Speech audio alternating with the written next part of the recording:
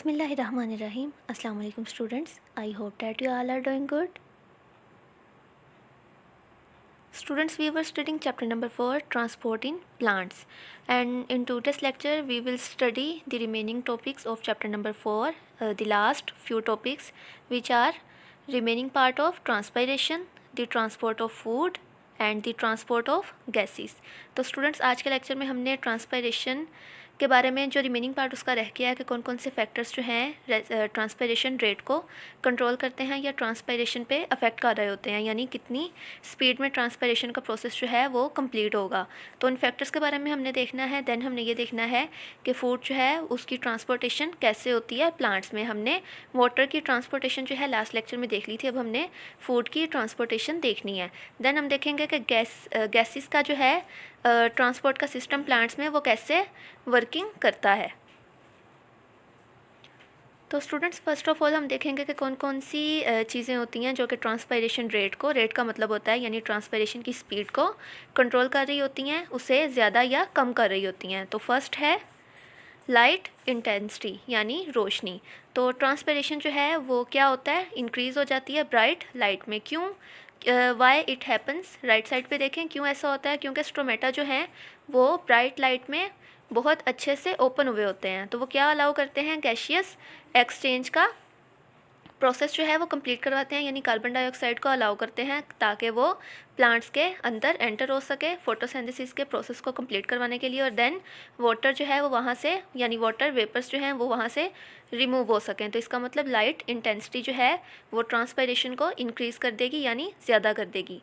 Next students, temperature अगर ज़्यादा हो तो क्या होगा, ट्रांसपायरेशन का रेट भी यानी स्पीड उसकी ट्रांसपायरेशन की फास्ट होगी। क्यों, क्योंकि इवेपोरेशन यानी कि बुखारात बनने का जो अमल होता है और डिफ्यूजन, ये दो प्रोसेस जो हैं वो इस प्रोसेस को करवाएंगे। यानी जैसे ही टेम्परेचर ज़्यादा होता है तो आपको पता है कि वहाँ पे उस इन्वायरमेंट में क्या होंगे, वाटर वेपर्स जो हैं उनकी कमी हो जाएगी, तो डिफ्यूज़ करके प्लांट के अंदर का पानी जो है वो बुखारात बनकर यानी वेपर्स बनकर क्या करेगा, इन्वायरमेंट में ऐड हो जाएगा। तो इसका मतलब ट्रांसपायरेशन क्या हुई, इंक्रीज़ हो गई यानी फास्टर हो गई टेम्परेचर के इंक्रीज़ करने से।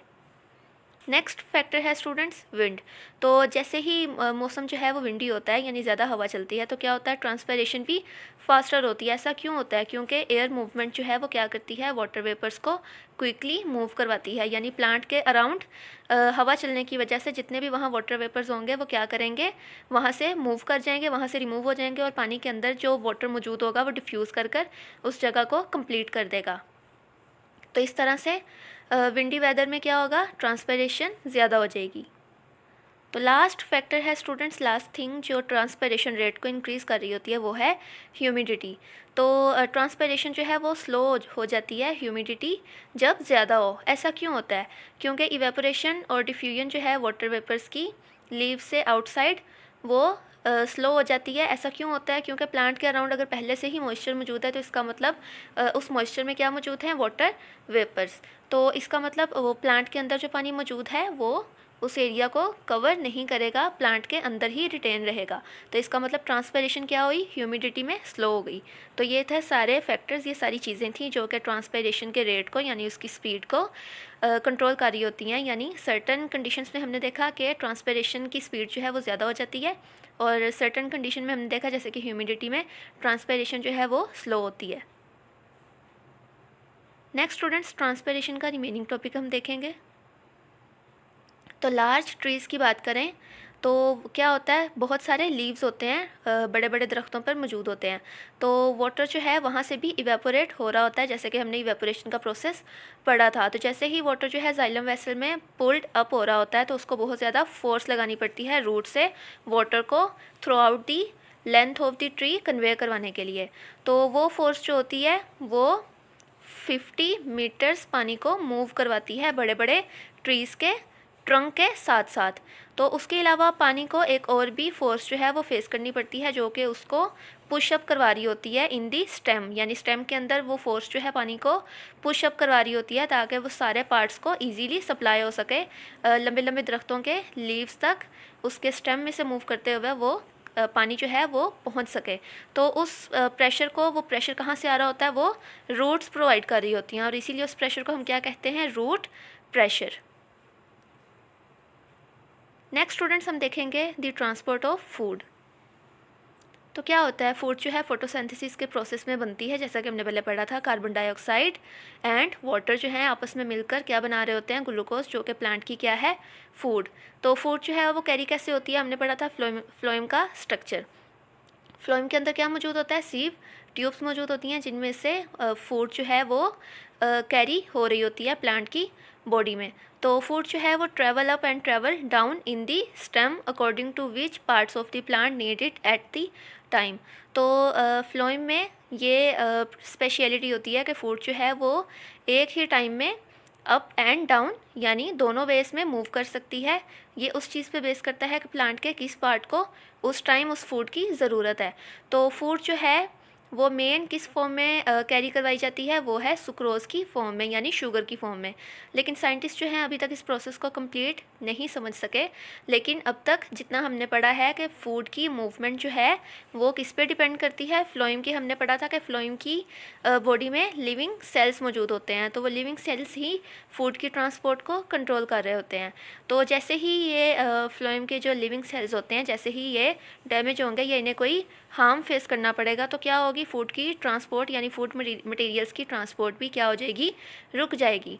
तो इस ट्रांसपोर्ट के प्रोसेस को फूड का और डिफरेंट मिनरल सॉल्ट्स का प्लांट में हम इस प्रोसेस को क्या कहते हैं, ट्रांसलोकेशन, यानी एक जगह से दूसरी जगह मूव करना फूड का, और दोनों वेज में मूव करती है फ्लोएम में फूड, अप भी और डाउनवर्ड भी। तो इस प्रोसेस को हम कहते हैं ट्रांसलोकेशन।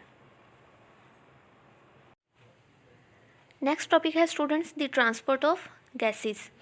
तो आप लोगों ने नोटिस किया होगा, अगर आप एक रूम में बैठे हुए हैं और उसी रूम में कोई ऐसा पर्सन जिसने बहुत तेज़ परफ्यूम लगाई हो, वो उस रूम के दूसरे एंड पर आकर बैठ जाता है, तो उसकी परफ्यूम की खुशबू जो है वो पूरे कमरे में इवनली फैल जाती है और बहुत स्पीड से फैलती है। तो क्या होता है, परफ्यूम के मॉलिक्यूल्स या जिन्हें हम वेपर्स बोल सकते हैं, वो क्या करते हैं, फ्रीली मूव करते हैं अनटिल के वो इवनली पूरे रूम को कवर ना कर दें, पूरे रूम में स्प्रेड आउट ना कर जाएं। तो क्या प्रोसेस होता है, इस प्रोसेस के बारे में हमने पहले भी पढ़ा हुआ है। इस प्रोसेस को हम कहते हैं डिफ्यूजन, यानी हायर कंसनट्रेशन से लोअर कंसनट्रेशन की तरफ मूव करना। Next students, transport of gases के बारे में मज़ीद देखेंगे हमने पढ़ा था कि गैसेस की ट्रांसपोर्टेशन भी डिफ्यूजन की तरह ही होती है, और दो प्रोसेस हमने पढ़े थे, रेस्पिरेशन एंड फोटोसिंथेसिस। और मैंने आपको बताया था कि ये दोनों प्रोसेसेस जो हैं वो एक दूसरे के ऑपोजिट होते हैं। तो रेस्पिरेशन में क्या होता है, ऑक्सीजन जो है वो एब्जॉर्ब होती है प्लांट्स के अंदर और कार्बन डाइऑक्साइड जो है वो रिमूव हो रही होती है। और फोटोसिंथेसिस में क्या होता है, डे लाइट में, यानी फोटोसिंथेसिस जो है वो डे लाइट में फास्टर होती है एज़ कम्पेयर टू रेस्पिरेशन। तो क्या होता है, उसमें कौन सी गैसेस डिफ्यूज़ हो रही होती हैं, कार्बन डाइऑक्साइड जो है वो प्लांट के अंदर एब्जॉर्ब हो रही होती है और ऑक्सीजन जो है वो डिफ्यूज़ आउट यानी प्लांट की बॉडी से रिमूव हो रही होती है। तो लीव्स में और ग्रीन स्टेम में हमने क्या पढ़ा था कि स्टोमेटा जो हैं वो मौजूद होते हैं, यानी पोर्स मौजूद होते हैं, जिनकी हेल्प से, जिनकी ओपनिंग और क्लोजिंग से ये गैसेस जो हैं वो डिफ्यूज़ करती हैं प्लांट की बॉडी के अंदर और प्लांट की बॉडी से बाहर। तो स्टूडेंट्स राइट साइड पे देखें, आपको ओपनिंग और क्लोजिंग जो है वो स्टोमेटा की दिखाई हुई है। तो इन स्टोमेटा की हेल्प से जब गैसेस जो हैं वो प्लांट के अंदर एब्जॉर्ब होती हैं, देन वो एयर स्पेसिस में से जो सेल्स के दरमियान मौजूद होती हैं उनमें से मूव करते हुए लीव के सारे पार्ट्स और स्टेम को पार्ट्स को सप्लाई होती हैं, यानी जहाँ तक उन्हें ज़रूरत होती है, जहाँ जहाँ जिस पार्ट को इन गैसेस की ज़रूरत होती है वहाँ तक वो इजीली डिफ्यूज़ हो जाती हैं। लेकिन कुछ वुडी स्टेम्स ऐसे होते हैं प्लांट्स के जिनमें स्टोमेटा जो हैं वो मौजूद नहीं होते हैं, तो उनके स्टेम में छोटी छोटी ओपनिंग्स मौजूद होती हैं। उन ओपनिंग्स को हम क्या कहते हैं, लेंटिसेल्स। तो उनमें गैसेस का जो एक्सचेंज है वो उन लेंटिसेल्स के ज़रिए होता है। तो राइट साइड पे देखें स्टूडेंट्स, आपको एक स्टेम दिखाया गया है एक बहुत बड़े प्लांट का, तो उसके ऊपर लेंटिसेल्स जो हैं, छोटे छोटे पोर्स जो हैं वो लेबल करके दिखाए हुए हैं। ये वही लेंटिसेल्स हैं जिनकी हेल्प से बड़े बड़े वुडी प्लांट्स में गैशियस एक्सचेंज जो है उसका प्रोसेस कंप्लीट होगा। नेक्स्ट स्टूडेंट्स, मज़ीद देखेंगे हम इसी टॉपिक के बारे में। रूट्स जो हैं वो ऑक्सीजन कैसे एब्जॉर्ब करती हैं। तो रूट्स जो हैं वो सॉइल पार्टिकल्स के अंदर जो ऑक्सीजन जो है वो ट्रैप हुई होती है वो एब्जॉर्ब करती हैं। वो ऑक्सीजन किस फॉर्म में मौजूद होती है? सॉइल के अंदर जो वाटर होता है उस वाटर में डिज़ोल्व होकर यानी मिक्स होती है सॉइल वाटर के अंदर। उस ऑक्सीजन को रूट्स जो हैं वो एब्जॉर्ब करती हैं अपने ग्रोइंग रीजन्स के ज़रिए या रूट हेयर्स के ज़रिए। तो स्टूडेंट्स राइट साइड पे लेंटिसेल्स की आपकी बुक में जो डायग्राम मौजूद है, जो पिक्चर मौजूद है, वो पिक्चर दिखाई गई है। लेंटिसेल्स देखें, आपको बड़ा करके पार्ट नीचे दिखाया गया है यंग ट्री का, उसके अंदर देखें आपको ब्राउन कलर के लेफ़्ट साइड पे आपको लेंटिसेल्स दिखाए गए हैं कि किस तरह से किस फॉर्म में ये मौजूद होते हैं ताकि यहाँ से गैसेस जो हैं इजीली डिफ्यूज़ कर सकें बड़े बड़े वुडी प्लांट्स में। तो स्टूडेंट्स ये लास्ट टॉपिक था आपके चैप्टर नंबर 4 का। आपने चैप्टर नंबर 4 की कंप्लीट रीडिंग कर लेनी है, उसके इंपॉर्टेंट पॉइंट्स को अच्छे से अंडरलाइन करना है, सारे प्रोसेसेस और डिफरेंट थिंग्स, डिफरेंट फैक्टर्स जिनके बारे में भी हमने इस चैप्टर में स्टडी किया है वो सारे आपको अच्छे से याद होने चाहिए। Thank you so much for watching students. Stay home, stay safe. अल्लाह हाफिज़।